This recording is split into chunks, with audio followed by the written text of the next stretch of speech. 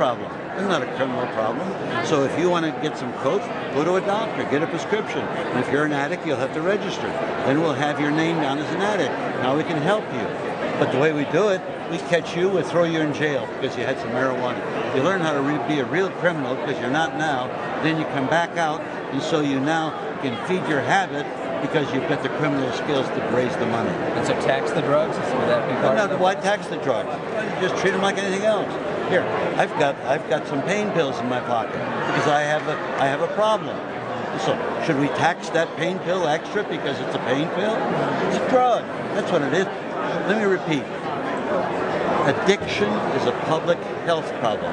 It is not a criminal problem, and government policy criminalizes it, and that's the problem we have in the inner cities and with the poor. Well, aren't you worried about people increasing addictions if it's easier to get? Right. Well, we said that's exactly what they told us about alcohol. Are you worried about getting more alcoholics?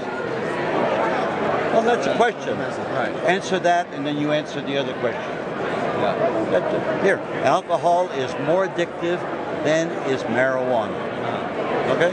So why should people go to jail for marijuana when they don't go to jail for getting whiskey and alcohol?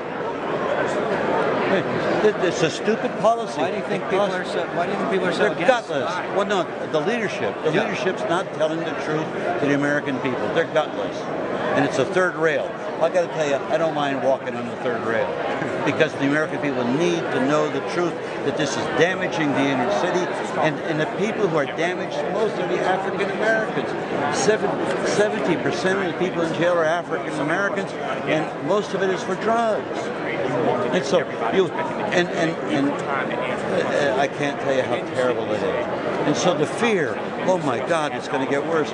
It is worse. It is worse. Just look around. Walk the streets of the inner city and you see how bad it is. And we don't have the money to focus on solutions for the very simple reason that we're blowing it on a war that makes no sense. $50 to $70 billion a year. And we destabilize the countries like Mexico, Guatemala, Bolivia, Colombia, Afghanistan, you name it. The FBI was bringing it in during the Vietnam War. My God, and you're telling me we got a problem? Yeah, we got a problem in stupidity at the highest level of government. And until somebody starts telling the American people the truth and looking for solutions that mean something, you're going to see this continue.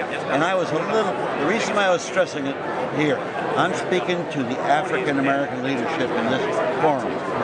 They need to stand up and own up to the problem that their people are most damaged by this war on drugs. The most damaged. And if they don't stand up and fight for their own people, shame on them. Thank you, Senator. Nice to meet you. So I guess this is say you're the most liberal Democratic candidate. Well, that's not liberal, that's just common sense. Common sense. Just common sense. Okay, and could you expound